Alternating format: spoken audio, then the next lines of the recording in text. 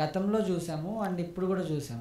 ఏంటంటే మన సైడ్ ఉన్నటువంటి ఆర్మీలో పర్సన్ చనిపోవడం ఇది కామన్గా జరుగుతుంటుంది. ఏ దేశానికి యుద్ధం జరిగినా కూడా ఇతర దేశంలో ఉన్న ఆ ఆర్మీ కానీ మన దేశంలో ఉన్న ఆర్మీ కానీ ఎవరో ఒకరు అలా చనిపోవడం జరుగుతుంది.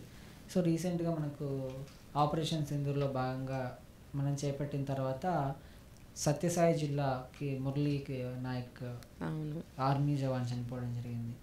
సో అక్కడ ఉన్న వాళ్ళ పేరెంట్స్ పరిస్థితి ఏంటి, వాళ్ళు ఎలా ఫీల్ అవుతున్నారు అండ్ పరిస్థితి ఏంటి, ఎలా ఉంది?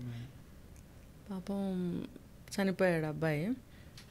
తల్లిదండ్రులకి తీరని లోటు అండి. అది మనం ఏదో మాటల్లో చెప్పుకుంటే పోయే బాధ కాదు. వాళ్ళకి ఒకే ఒక్క సంతానం ఆ అబ్బాయి. మరి ఆ అబ్బాయికి ఆర్మీలో జాయిన్ అవ్వడం అంటే ఇష్టం. మరి పిల్లలకి ఇష్టమైనది తల్లిదండ్రులు ఒప్పుకుంటే పర్యవసానాలు గుడ్డా బ్యాడా అనేది నిర్ణయించలేం మనం.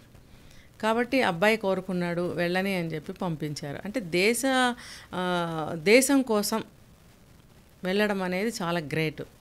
అలాగే అతను చెప్పేవాడట ఏమనంటే, నేను దేశం కోసం ప్రాణాలైనా ఇస్తాను, నాకు యుద్ధంలో మరణించడం నాకు ఇష్టమే అని అనేవాడట.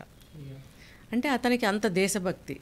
ఇప్పుడు మనం ఒక సింగ్ ఈవిడ ఉన్నారు కదా లేడీ పైలట్, ఆవిడ కూడా ఉంటే ఉంటాను లేకపోతే లేదు, నేను ఆర్మీకి వెళ్ళాల్సిందే అని చెప్పి వెళ్ళారంట ఆవిడ కూడా.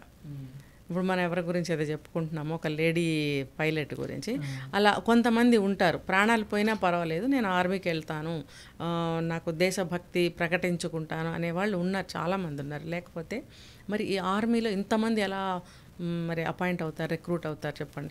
మరి దేశానికి సేవ చేసేవాళ్ళు లేకపోతే మరి దేశం ఏమైపోతుంది కదా. సో ఈ అబ్బాయి కూడా అలాగే వెళ్ళాడు. ఇతను మనకి ఆ మధ్య ఉద్యోగాలు సరిగ్గా లేకపోతే అంటే అన్ఎంప్లాయ్మెంట్ని మనం ఫిల్ చేయడం కోసం అగ్నివీర్ అని చెప్పి అది 4 సంవత్సరాల రిక్రూట్మెంట్.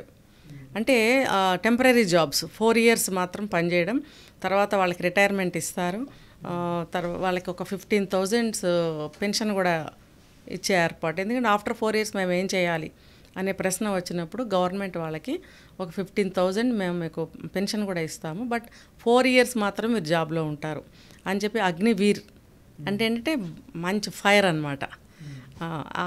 అంత ఫైర్ ఉన్న వాళ్ళని అందులోకి అపాయింట్ చేసుకున్నారు. అర్థమైందా? ఇప్పుడు ఈ అబ్బాయి నేను యుద్ధంలోకి ఆర్మీలో జాయిన్ అవుతాను, ప్రాణం పోయినా నాకు పర్వాలేదు అంటే ఆ ఫైర్ ఉంది అబ్బాయిలో. అలాంటి ఫైర్ ఉన్న వాళ్ళని అపాయింట్ చేసుకున్నారు. అందరూ కూడా మ్యాక్సిమం 6 feet అంత హైట్ ఉన్న వాళ్ళని, ఆ ఫైర్ ఉన్న వాళ్ళని మాత్రమే సెలెక్ట్ చేసుకున్నారు 4 years జాబ్. అది ఈ అబ్బాయిని మురళీ నాయక్ అనే అతను కూడా అందులో సెలెక్ట్ అయ్యాడు, వెళ్ళాడు 2022లో అనుకుంటా. అయితే 2 సంవత్సరాలు అయిపోయింది, 3వ సంవత్సరం చేసుకుంటున్నాడు జాబు.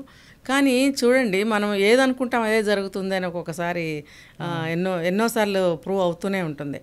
ఈ అబ్బాయి దేశం కోసం అంత ఇష్టంగా అంత ఇదిగా జాబ్లో జాయిన్ అయ్యి అతను ఇప్పుడు పంజాబ్లో ఉన్నాను అని కొద్ది రోజులు, కాశ్మీర్ వేస్తారని నాకేం తెలీదు, నేను పంజాబ్లో ఉన్నాను అని కూడా చెప్పాడంట.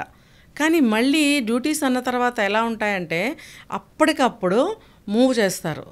ఇప్పుడు 1 hourలో మీరు ఒక 2 hours బయలుదేరి అక్కడికి వెళ్ళాల్సిందే అంటే వెళ్ళిపోవాలి. సో అతను అన్ఎక్స్పెక్టెడ్గా అక్కడ పంజాబ్ నుంచి కాశ్మీర్ వెళ్ళటం జరిగింది. సో అక్కడ యుద్ధం అనేది జరుగుతుంది. ఈ విషయం తల్లిదండ్రులకు కూడా తెలీదు. అక్కడికి వెళ్ళిన తర్వాత అక్కడ ఒక ఆపరేషన్ అనేది చేయటం జరిగింది. అందులో ఎదురుకాల్పుల్లో ఈ అబ్బాయి ప్రాణం కోల్పోవటం అనేది జరిగింది. అంటే ఇది ఆ అబ్బాయి కోరిక నెరవేరింది అని చెప్పాలా, తల్లిదండ్రుల పాలిట ఇది దురదృష్టం అని చెప్పాలా, మరి అతను కోరుకున్నందుకు అటువంటి జాబ్లో జాయిన్ అయినందుకు దేశమాత కోసం ప్రాణాలు అర్పించాడు అని గొప్పగా చెప్పాలా అనేది మనం తేల్చి చెప్పలేని విషయం. ఎందుకంటే ఇటు తల్లిదండ్రులకి ఎంతో బాధ కలిగిన విషయం, దేశానికి ఎంతో గర్వించదగ్గ విషయం, ఇటు ఆ అబ్బాయికి ఎంతో ఇష్టమైన కోరిక నెరవేరి తన ఆత్మ చాలా తృప్తిగా శాంతిగా కూడా ఉండి ఉంటుంది. కాబట్టి అతను దేశం కోసం చాలా త్యాగం చేశాడనే చెప్పాలి. అంత చిన్న వయసులో అతనికి ఇంకా 22-23 సంవత్సరాల అబ్బాయి.